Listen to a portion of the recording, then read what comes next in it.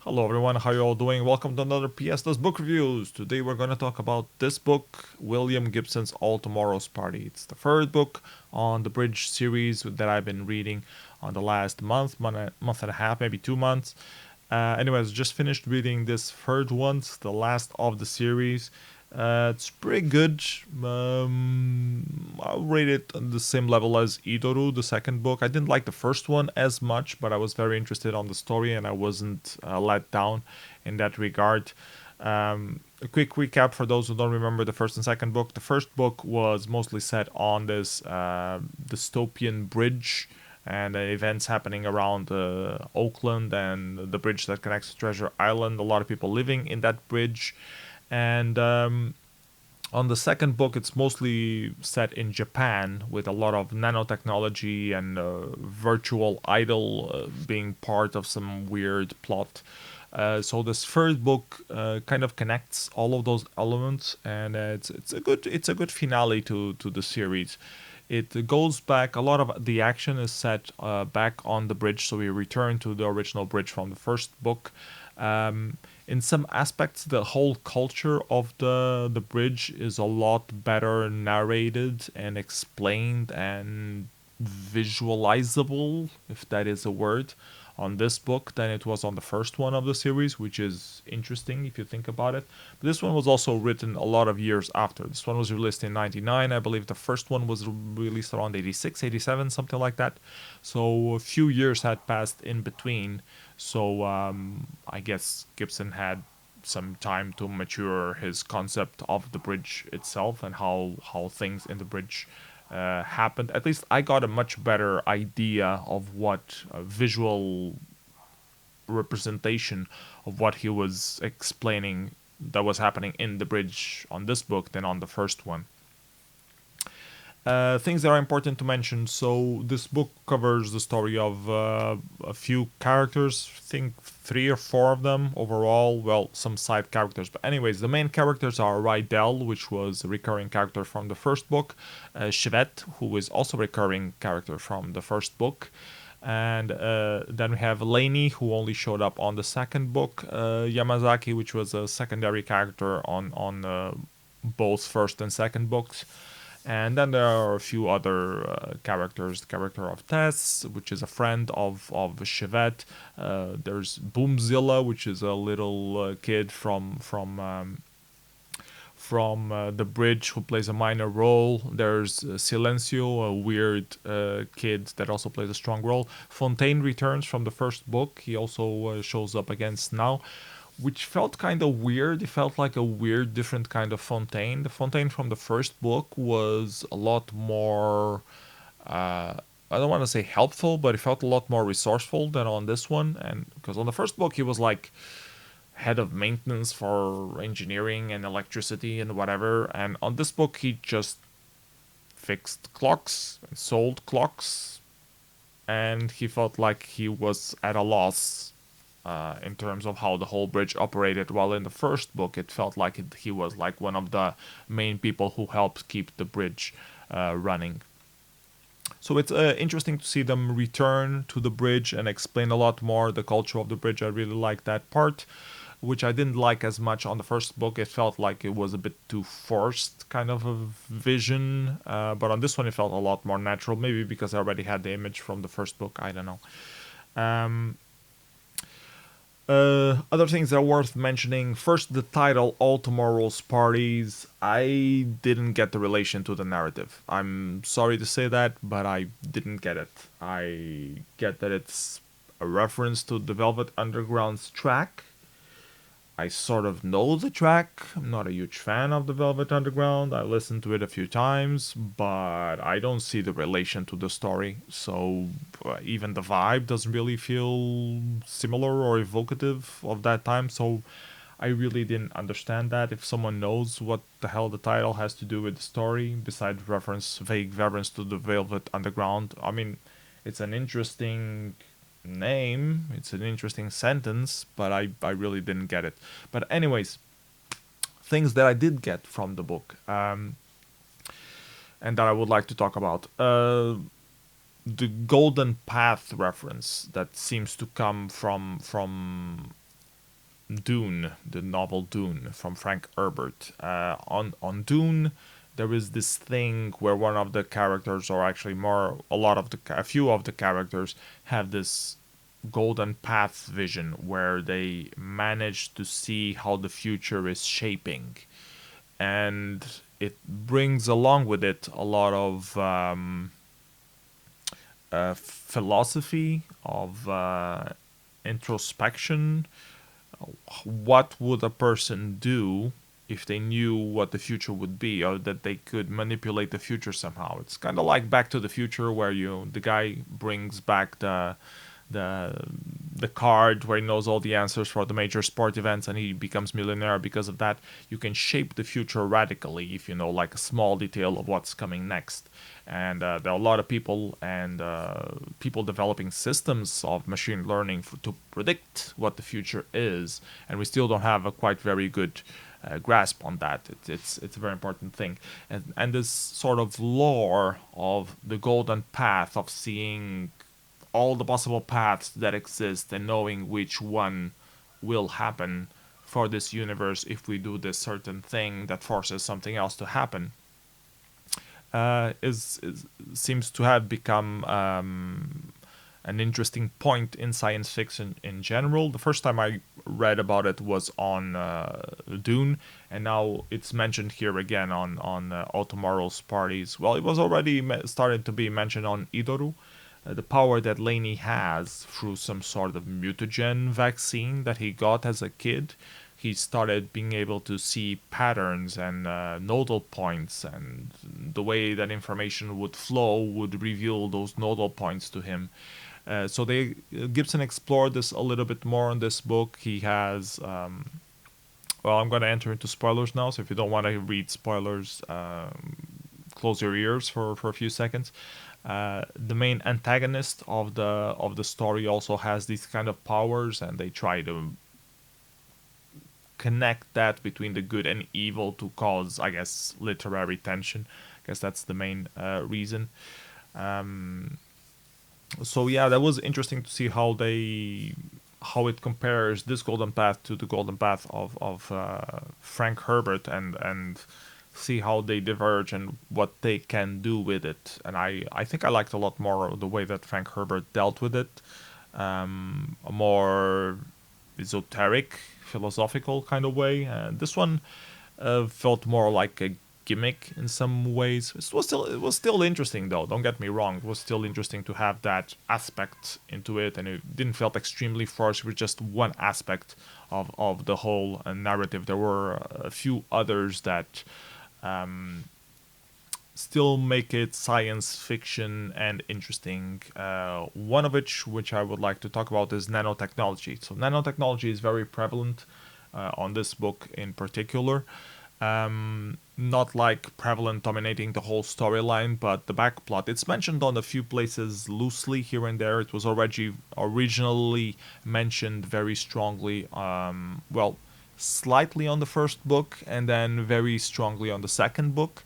And on this third book, it returns, but it feels more like people are using nanotechnology a bit better or more consciously, or integrating it more into aspects of their society. And one of the aspects of nanotechnology that was being used, for example, mentioned in this book, was nanobots on the face of a wall that would clean up graffiti, for example. And then some guys came up with some graffiti that had nanotech of its own that would go away from the nanotech that is trying to get it, and it would end up having like a scrolling graffiti around the whole thing, which was funny to be mentioned and see mentioned, and how it can actually be like that. Like if you have tiny agents, you can control them to move and in reaction to neighboring circumstances. So that was actually a plausible scenario for nanotechnology to behave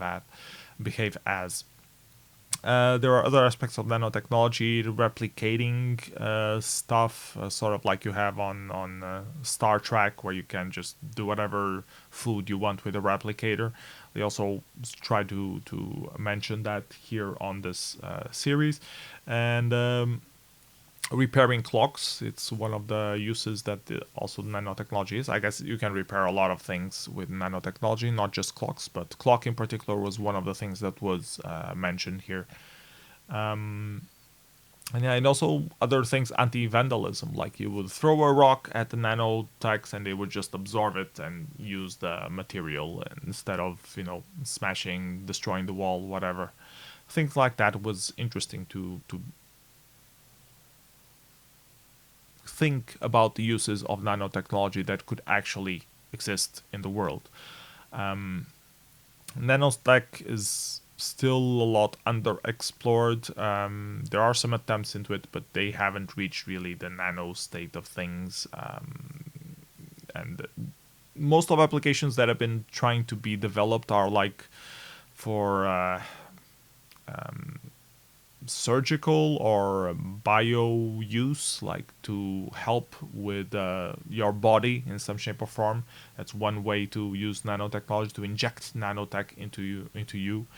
And there is a lot of strong counter current to that as well, like people who think that nanobots are already entering your body and changing your DNA, and conspiracy theories all about it. So nanotech is already controversial without it even being all over the world just yet.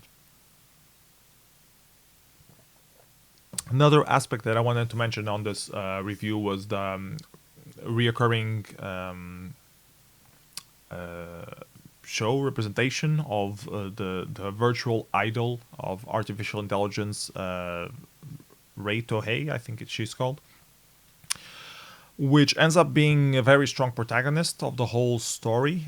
She was already one of the main protagonists on the second story, and William Gibson does have this tendency to create these beings that are artificial intelligence that are evolving beyond our comprehension, that come from us and seem to be interested in us, but also have this bigger, grander scheme of things. On his Neuromancer series, he already was focused a lot, much in that, and on this one, he returns to that with the artificial intelligence of the virtual idol, and she she feels like she's on the good side, but it's also clearly described mostly on the second book that she was designed to be popular and friendly, and that people would relate to her and end up falling in love with her. So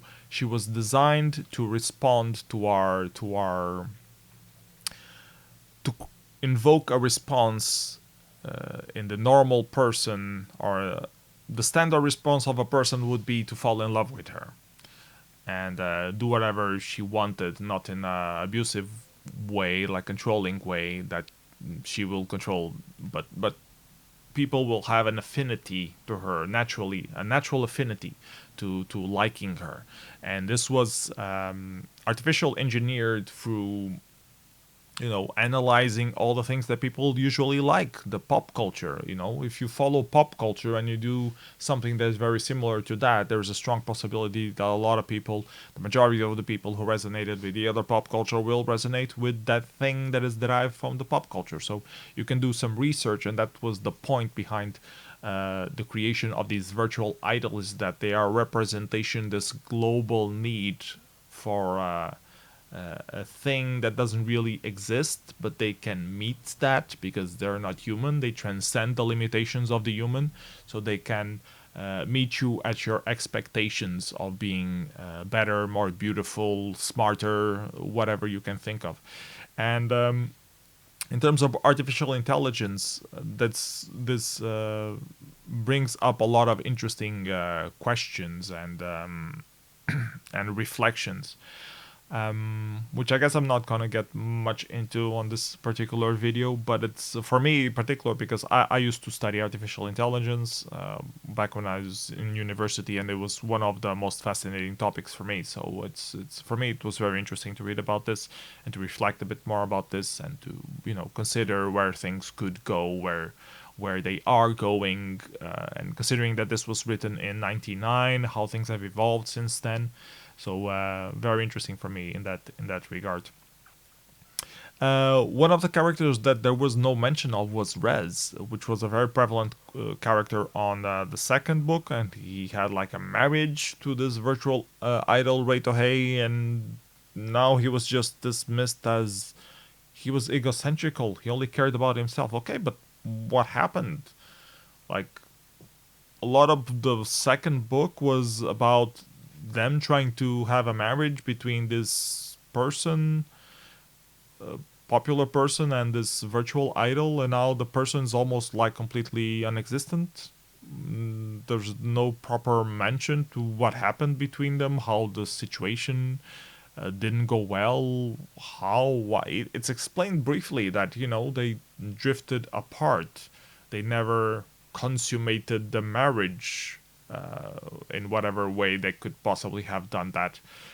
Um, it left a lot of questions for me. So something that I was hoping to see like revealed, because it was like when they did that marriage on the second book, it felt like it was leading to something. Like they were using that marriage to like bring the virtual idol to the next level of global acceptance or something like that. And Rez wanted to be a part of that. And now he was just dismissed, and the virtual idol was pretty much like left exploring the world, and it felt like unresolved. It felt like I wanted to know more about what happened with that relationship. Um, so yeah, that was another aspect that I found very interesting.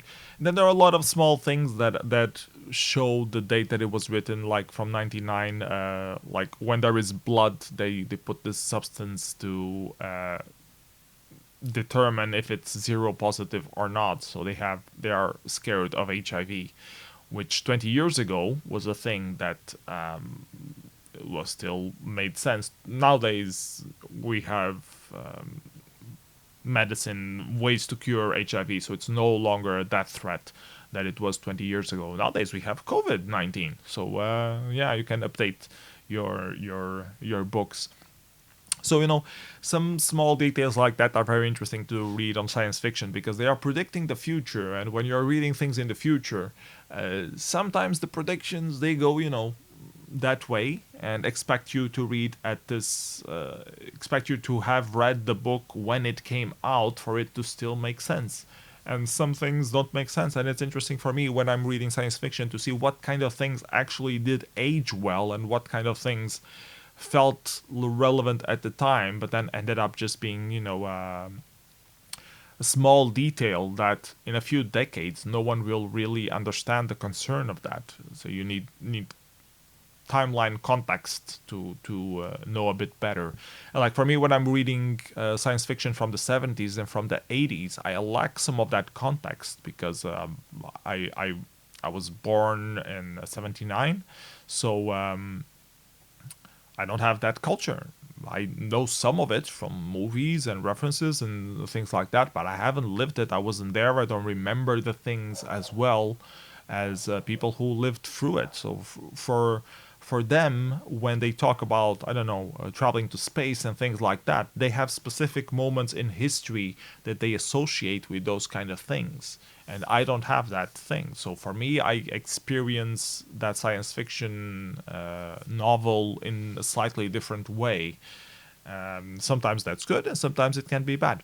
So yeah, that was the mental note that I had about HIV on this novel. So yeah, long video already, so I think I'm gonna wrap it up. So overall, I like the